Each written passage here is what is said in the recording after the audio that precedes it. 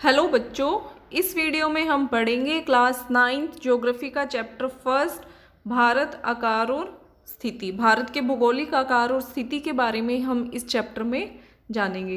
तो चलिए चैप्टर शुरू करते हैं भारत की स्थिति से।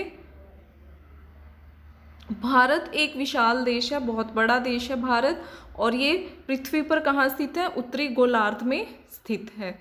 तो उत्तरी गोलार्ध से हम यहाँ क्या समझेंगे, चलिए देखते हैं। ये जो पृथ्वी का हमें यहाँ चित्र दिया हुआ है, हमारी पृथ्वी कैसी है?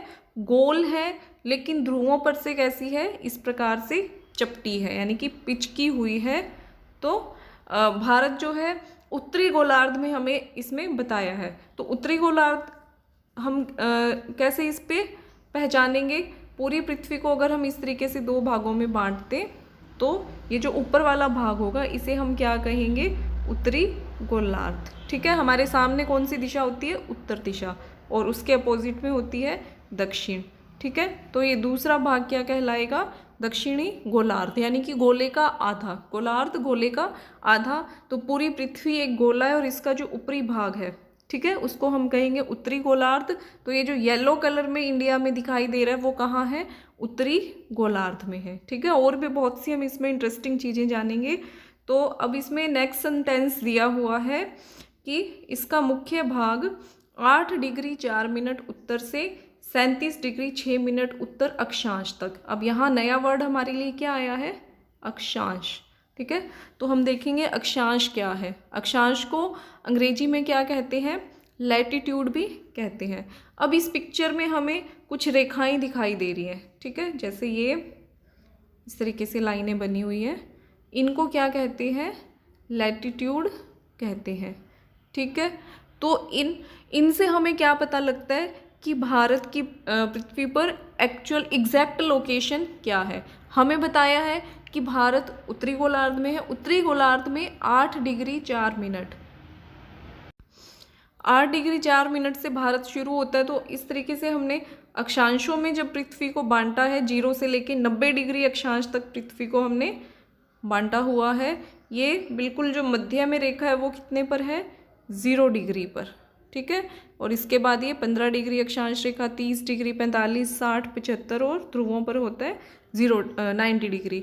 ठीक है, तो इस तरीके से इन अक्षांश रेखाओं में, काल्पनिक अक्षांश रेखाओं में हमने पृथ्वी को बांट लिया। इस तरीके की कोई लाइंस पृथ्वी पर बनी नहीं हुई है, ये काल्पनिक रेखाएं हैं, हमने कल्पना की हुई है, इमेजिनरी लाइंस है ये।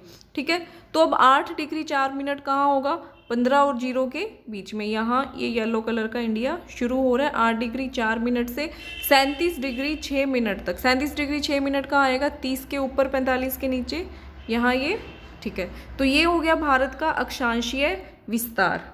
ठीक है, अब हमें देखना है कि इसकी चौड़ाई का हम कैसे पता लगाएंगे कि भारत चौड़ाई में कैसे है। तो ये हमें पता लगेगा इसके देशांतरीय विस्तार से। जो लेटी हुई रेखाएं हैं ये है अक्षांश रेखाएं, लैटिट्यूड। और अब ये जो हमें खड़ी रेखाएं दिखाई दे रही है इनको क्या कहते हैं? देशांतर रेखाएं या लॉन्जिट्यूड इन्हें कहा जाता है। तो अब हम देखेंगे भारत का देशांतरीय विस्तार क्या है। 8 डिग्री 4 मिनट उत्तर से 37 डिग्री 6 मिनट उत्तर अक्षांश, ये हमने देखा अक्षांशीय विस्तार। ठीक है, भारत की इस प्रकार से लंबाई कितनी है। अब हम देखेंगे कि चौड़ाई कितनी है। ठीक है, और अगर हम पृथ्वी को इस प्रकार से दो भागों में बांटे, पहले हमने इस प्रकार से बांटा था दो भागों में। ठीक है, अब अगर इस प्रकार से हम दो भागों में बांटे तो इधर कौन सी दिशा होगी? इधर है पश्चिम। ठीक है, इधर है पश्चिम दिशा और इधर है पूर्व दिशा। तो यहाँ से पृथ्वी के किस हिस्से में भारत पड़ेगा? पूर्वी भाग में या पूर्वी हिस्से में हम कहेंगे भारत पड़ेगा। तो हम कौन से देशांतर देखेंगे? पूर्वी देशांतर पर देखेंगे भारत का विस्तार किस प्रकार से है। ठीक है, तो भारत कहाँ पड़ेगा पृथ्वी के? एक तो नॉर्थ में है, कौन से गोलार्ध में है? उत्तरी गोलार्ध में है, और ईस्टर्न पार्ट में है। ठीक है, नॉर्थ ईस्ट में पृथ्वी के भारत एग्जिस्ट करता है। तो क्या बताया गया हमें किस प्रकार से इसका देशांतरीय विस्तार? 68 डिग्री 7 मिनट पूर्व से 97 डिग्री 25 मिनट पूर्व तक। तो 68 डिग्री कहाँ से होगा? अगर हम इसको इस प्रकार से 0 डिग्री में बांटें और इधर हम आएंगे 68 डिग्री, कहाँ मिलेगा हमें? 60 और 90 के बीच में, ठीक है। ये 60 डिग्री, 60 डिग्री और ये 90 डिग्री, इनके बीच में आएगा 68 डिग्री 7 मिनट से लेकर के 97 डिग्री 25 मिनट। अब 97 डिग्री 25 मिनट कहाँ होगा? 120 के पहले और 90 के बाद में, तो यहाँ पे ये 97 डिग्री 25 मिनट तक। ये हो गया देशांतरीय विस्तार। तो इस प्रकार से हम अक्षांशों से, ये हो गए अक्षांश और ये है देशांतर से, किसी भी स्थान की, किसी भी देश की पृथ्वी पर क्या अवस्थिति है उसकी लोकेशन का एग्जैक्ट हम पता लगा सकते हैं। तो इस प्रकार ये हमने देखी भारत की लोकेशन। भारत पृथ्वी के उत्तरी भाग में है और पूर्वी भाग, उत्तरी गोलार्ध में पूर्वी भाग में है, ठीक है। चलिए आगे। और जो कर्क रेखा है 23 डिग्री 30 मिनट पर कर्क रेखा बनी हुई है, वो देश को क्या करती है? दो भागों में, दो बराबर भागों में वो बांटती है। और अब चलिए पहले कर्क रेखा देखते हैं हम। कर्क रेखा किस प्रकार से देश को दो बराबर भागों में बांटती है। ये जो है भूमध्य रेखा, इसके 23 डिग्री 30 मिनट ऊपर होती है कर्क रेखा, और 23 डिग्री 30 मिनट नीचे क्या होती है? मकर रेखा। तो ये जो कर्क रेखा है ये भारत को दो भागों में बांटती है। भारत के 8 राज्यों में से होकर के ये गुजरती है। इसके बारे में आगे हम और डिटेल में पढ़ेंगे। और इसके बाद मुख्य भूभाग के दक्षिण पूर्व में, मुख्य भूभाग के दक्षिण पूर्व में क्या है? अंडमान निकोबार द्वीप समूह और बंगाल की, अंडमान निकोबार द्वीप समूह कहाँ है? दक्षिण पूर्व में बंगाल की खाड़ी में, और दक्षिण पश्चिम में है लक्षद्वीप समूह, अरब सागर में स्थित है, ठीक है। तो इसके बारे में भी जब हम आगे इंडिया का मैप देखेंगे हम इन सबको डिटेल में पढ़ेंगे। और ये आगे एक फैक्ट दिया हुआ है, क्या आप जानते हैं भारतीय संघ राज्य का सबसे दक्षिणी बिंदु, जिसको क्या कहते हैं? इंदिरा बिंदु या इंदिरा पॉइंट कहा जाता है, 2004 में सुनामी में लहरों के कारण समुद्र में ये डूब गया था, ठीक है। भारत का जो दक्षिणतम बिंदु है, सबसे दक्षिणी बिंदु है, वो क्या है? इंदिरा बिंदु या इंदिरा पॉइंट है, जो कि सुनामी के कारण 2004 में ये पानी में डूब गया था। अब हम देखेंगे भारत के आकार के बारे में। तो जो भारत का आकार है वो क्या है? कुल क्षेत्रफल कितना है? 32.8 लाख वर्ग किलोमीटर है। कितना है? 2.4% है, 2.4% है। और चित्र से स्पष्ट है कि भारत विश्व का 7वां बड़ा देश है। 6 देश और हैं जो भारत से बड़े हैं। भारत की जो स्थल सीमा रेखा है वो कितनी है? 15,200 किलोमीटर, यानी स्थलीय सीमा हमारी इतनी है 15,200, और जो जल सीमा है वो है 7,516.6 किलोमीटर है। और भारत के उत्तर पश्चिम, एक सेकेंड, उत्तर पश्चिम तथा उत्तर और उत्तर पूर्वी सीमा पर क्या है? हिमालय पर्वत है, जिसे नवीनतम वलित पर्वत भी कहा जाता है। यानी कि इस तरीके से ये फोल्डेड माउंटेन है, इन्हें क्या कहते हैं? वलन कहते हैं। और 22 डिग्री उत्तरी अक्षांश से हिंद महासागर की ओर संकरा होता गया। और भारत क्या है? दक्षिण से हमने देखा है कि इस प्रकार से ये संकरा होता जाता है 22 डिग्री उत्तरी अक्षांश के बाद। ये अक्षांश अभी हमने पढ़ा कि भारत 8 डिग्री 4 मिनट से लेकर के 37 डिग्री 6 मिनट तक फैला हुआ है। तो बिल्कुल लगभग मध्य से ये 22 डिग्री से लेकर के दक्षिण की तरफ ये संकरा या नैरो होता जाता है। इसके पश्चिम में इस तरफ है अरब सागर और इस तरफ है बंगाल की खाड़ी, पूर्व की तरफ बंगाल की खाड़ी है। चित्र 1.3 में देखिए कि अक्षांश और देशांतर का विस्तार लगभग क्या है? 30 डिग्री है, परंतु फिर भी पूर्व पश्चिम का विस्तार उत्तर दक्षिण के विस्तार की अपेक्षा कम प्रतीत होता है, हमें देखने में ऐसा लगता है, ठीक है। गुजरात से अरुणाचल प्रदेश के स्थानीय समय में 2 घंटे का अंतर है, ठीक है। भारत का ये जो इस प्रकार से अगर मैप हम बनाएं, ठीक है, इधर है गुजरात, ओके, और इस तरफ है ऊपर की तरफ एक्सटेंशन हम अगर करें इंडिया के मैप में तो ये है अरुणाचल प्रदेश। तो इनके समय में क्या है, 2 घंटे का अंतर है। इतने लगभग इनमें 30 डिग्री देशांतर का अंतर होने के कारण क्या है, 2 घंटे का अंतर है। और इसलिए एक अगर देशांतर रेखाएं हमने अभी पढ़ी, जैसे 0 डिग्री से लेकर के इस प्रकार से हम 180 डिग्री तक रेखाएं खींचेंगे, तो जो 82 डिग्री 30 मिनट है, 82 डिग्री 30 मिनट, उसे क्या माना गया है, भारत की मानक याम्योत्तर रेखा माना गया है। और ये कहाँ से गुजरती है, उत्तर प्रदेश के मिर्ज़ापुर से गुजरती है। अक्षांश का प्रभाव दक्षिण से उत्तर की ओर दिन और रात की अवधि पर पड़ता है। तो अक्षांश का प्रभाव दिन और रात की अवधि पर कैसे पड़ेगा, जब 0 डिग्री पर पृथ्वी को हमने इस प्रकार से 2 भागों में बांटा था, तो यहाँ 0 डिग्री पर जब सूर्य की किरणें पड़ेंगी तो यहाँ दिन और रात बराबर होंगे, और यहाँ ध्रुवों पर क्या होंगे, दिन छोटे होंगे और रातें बड़ी होंगी, क्योंकि यहाँ इस प्रकार से सूर्य की किरणें तिरछी पड़ेंगी और यहाँ पर सीधी पड़ेंगी। ठीक है, तो इसी प्रकार से जब हम भारत में दक्षिण से इधर उत्तर की ओर बढ़ेंगे तो दिन और रात की अवधि में फर्क आता जाएगा। तो जो दक्षिण की तरफ है वो दिन की और रात की अवधि में अंतर कम होगा, यानी कि दिन और रात में जो बड़े छोटे होने का अंतर है वो कम होगा। और जब हम उत्तर की ओर बढ़ेंगे तो वहाँ पे दिन और रात का जो ये डिफरेंस है वो ज़्यादा होगा। इधर ये उत्तर, ये साउथ, दक्षिण। ठीक है, इसके बाद है भारत और विश्व, यानी कि जो विश्व के संदर्भ में भारत की क्या स्थिति है। भारतीय भूखंड कहाँ स्थित है, एशिया महाद्वीप के पूर्व और पश्चिम के मध्य में स्थित है। ठीक है, अगर हम इसको एशिया महाद्वीप में देखेंगे तो ये एशिया महाद्वीप के मध्य में, पूर्व और पश्चिम के बीच में। भारतीय भूभाग क्या है, एशिया महाद्वीप का दक्षिणी विस्तार है। चलिए इसको हम एक बार फिर से उसी मैप पिक्चर में देखते हैं। ये पिंक कलर का है एशिया महाद्वीप, और इस महाद्वीप के पूर्व और पश्चिम के बीच में, ठीक है, ये है मध्य में भारतीय उपमहाद्वीप। और ये जो इसका दक्षिणी हिस्सा है ये क्या है, एशिया महाद्वीप का विस्तार है। ये जो येलो कलर का हमें दिख रहा है ये एशिया महाद्वीप का विस्तार है। और भारत के ही नाम पे, हिंदुस्तान के ही नाम पे, ये जो ब्लू कलर का हमें दिख रहा है महासागर, इसका नाम पड़ा है हिंद महासागर। ठीक है, तो ये हिंद महासागर का नाम पड़ा है भारत के नाम पे। चलिए आगे देखते हैं चैप्टर।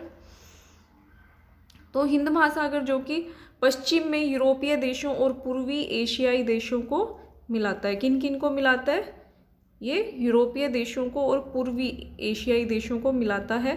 ये भारत को केंद्रीय स्थिति प्रदान करता है। देखिए दक्षिण का पठार हिंद महासागर में शीर्षवत फैला हुआ है। जो भारत का दक्षिणी हिस्सा है वो हिंद महासागर में फैला हुआ है, और पश्चिम एशिया, अफ्रीका और यूरोप के देशों के साथ साथ पूर्वी एशिया के देशों के साथ भी निकट संबंध बनाए हुए हैं। तो हिंद महासागर के जरिए जो भारत का दक्षिणी हिस्सा है वो एशिया, अफ्रीका और यूरोप के देशों के साथ साथ जो पूर्वी एशिया के देश हैं उनके साथ भी इसके संबंध अच्छे बने हुए हैं। हिंद महासागर में किसी भी देश की तटीय सीमा भारत के जैसी नहीं है। भारत की तरह जो इतनी लंबी तट रेखा है ये किसी अन्य देश की नहीं है हिंद महासागर में।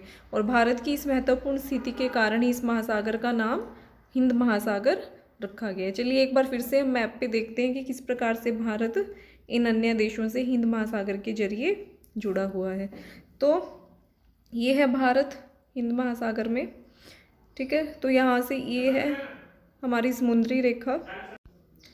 तो यहाँ से हम अफ्रीका जा सकते हैं और ये पूर्वी एशिया के देशों में जा सकते हैं, पश्चिमी एशिया के देशों से जुड़ सकते हैं, और यहाँ से यूरोप भी जाया जा सकता है। अब ये जो अफ्रीका और एशिया का भूभाग जुड़ा हुआ है इसको काट करके यहाँ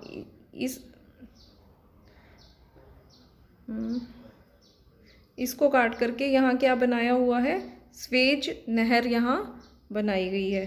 ठीक है, तो इसके बाद जो भारत का यूरोप जाने का मार्ग था वो लगभग 7000 किलोमीटर वो डिस्टेंस कम हो गया है। यहाँ से अगर हमें पहले जाना पड़ता था यूरोप, तो हम इस प्रकार से अफ्रीका का चक्कर काट के फिर पहुंचते थे। लेकिन अब स्वेज नहर के कारण हम यहाँ से सीधा यूरोप पहुंच सकते हैं। ठीक है, चलिए इसमें एक फैक्ट भी दिया हुआ है ये, क्या आप जानते हैं 1869 में स्वेज नहर के खुलने से भारत और यूरोप के बीच की दूरी 7000 किलोमीटर कम हो गई है। ये हमने अभी डिस्कस किया कि किस प्रकार से ये दूरी कम हो गई है। और ये यहाँ पे दिए हुए हैं जो देश भारत से बड़े हैं। भारत से बड़े देश कौन से हैं? रूस, कनाडा, अमेरिका, चीन, ब्राज़ील, ऑस्ट्रेलिया और भारत। 7वें नंबर पर है भारत। और ये अब हम देखेंगे भारत का मानचित्र। भारत के मानचित्र में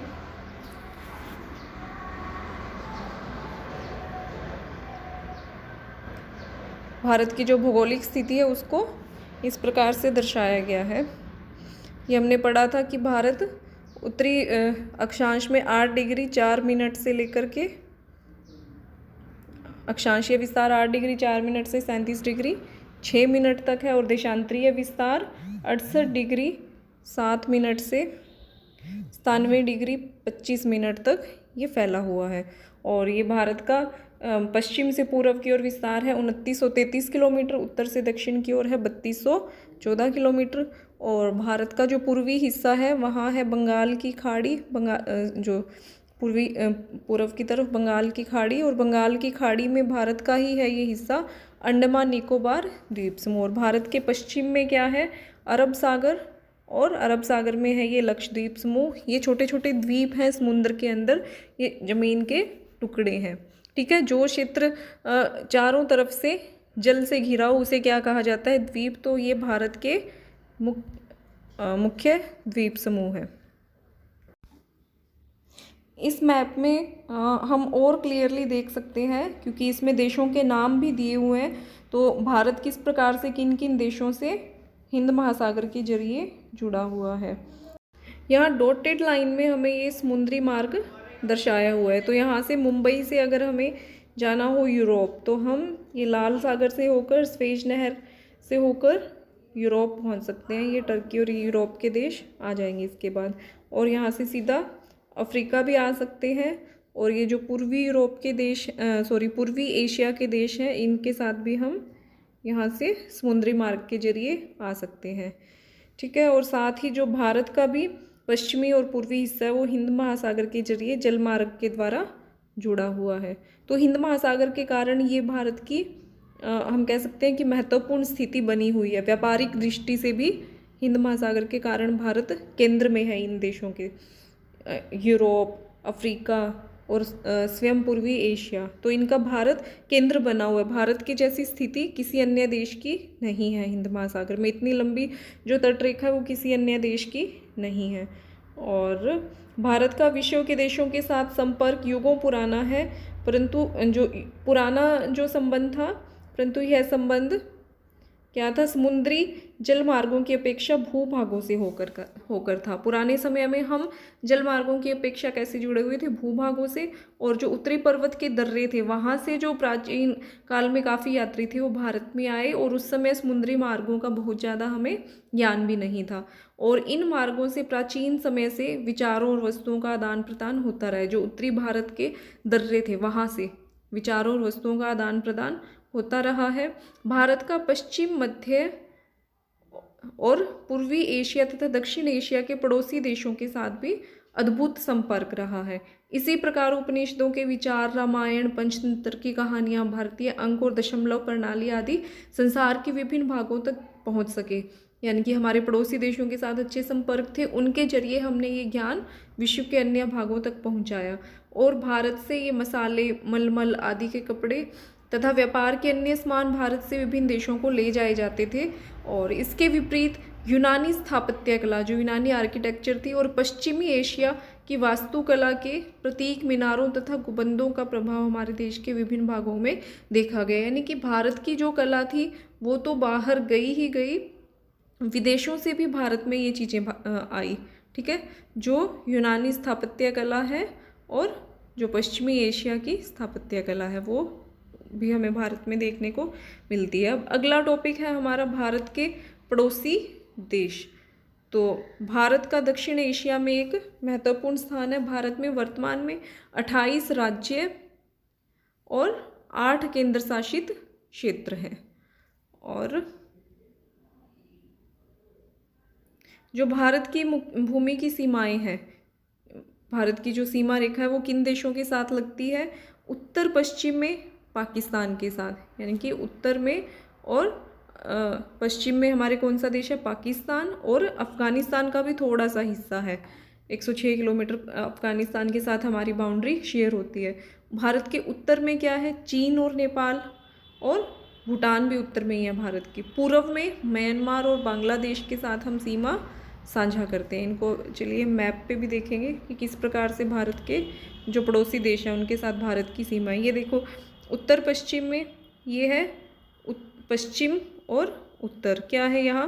पाकिस्तान, ये थोड़ा सा अफ़गानिस्तान भी है उत्तर पश्चिम में, और ये चीन या तिब्बत उत्तर में है, भूटान भी भारत के उत्तर में है, नेपाल भी भारत के उत्तर में है, और यहाँ ये म्यांमार, ये है भारत के पूर्व में। एक बार फिर से मैं बता दूँ, इधर कौन सी दिशा है? उत्तर, इधर वेस्ट यानी पश्चिम, इधर ईस्ट यानी पूर्व। तो ये हमारे पड़ोसी देश हैं। और दक्षिण में हिंद महासागर में कौन सा पड़ोसी देश है हमारा? श्रीलंका। ये है श्रीलंका और मालदीव। मालदीव भी ये द्वीप समूह वाला देश है। ठीक है, ये देख लिया हमने मैप पर हमारे पड़ोसी देश।